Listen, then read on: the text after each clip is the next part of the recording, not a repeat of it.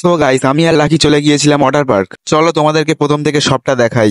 Aunty সরো সরো সরো, এই যা লেগে গেল তো। সকাল সকাল আমি আর লাকি বেরিয়ে পড়েছিলাম ওয়াটার পার্ক যাওয়ার উদ্দেশ্যে। তো কিছু খেয়ে বার হয়নি, তাই কিছু হালকা করে খেয়ে নিচ্ছিলাম।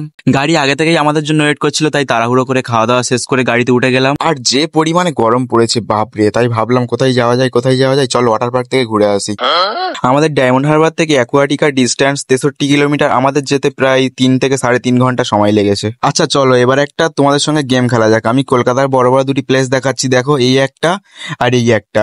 তো এই দুটোর নাম কে কে জানো কমেন্ট করো। তোমাদের হাতে মাত্র 5 সেকেন্ড সময় আছে, চিটিং করবে না, ওকে? আরে দাঁড়াও দাঁড়াও, তোমাদের সঙ্গে গেম খেলতে খেলতে ভুল জায়গায় চলে এসেছি। আরে না, কি ভাবলে? এই দেখো সামনে অ্যাকুয়াটিকা লেখা আছে, দেখতে পাচ্ছ? সো ফাইনালি গাইস, আমরা 3 ঘন্টা জার্নি করার পর অ্যাকুয়াটিকায় চলে এসেছি। তো চলো এবার ভেতরে ঢোকা যাক, আর কেমন সারা দিনটা পুরো এনজয় করবো তোমাদের সঙ্গে সবকিছু দেখাবো। চলো চলো দেখতে থাকো। ফাইনালি গাইস, ওয়াটার পার্কের ভেতরে ঢুকে গেছি আর টিকিটও কাটা হয়ে গেছে। কিন্তু কিন্তু কিন্তু একটা ভিডিওতে আর সমস্ত পার্ট দেওয়া তো সম্ভব নয়, তাই ওয়াটার পার্কের ভেতরে আমরা কেমন এনজয় করলাম সেটা নেক্সট ভিডিওতে নেক্সট পার্ট দেখতে চাইলে কমেন্ট করো তাড়াতাড়ি।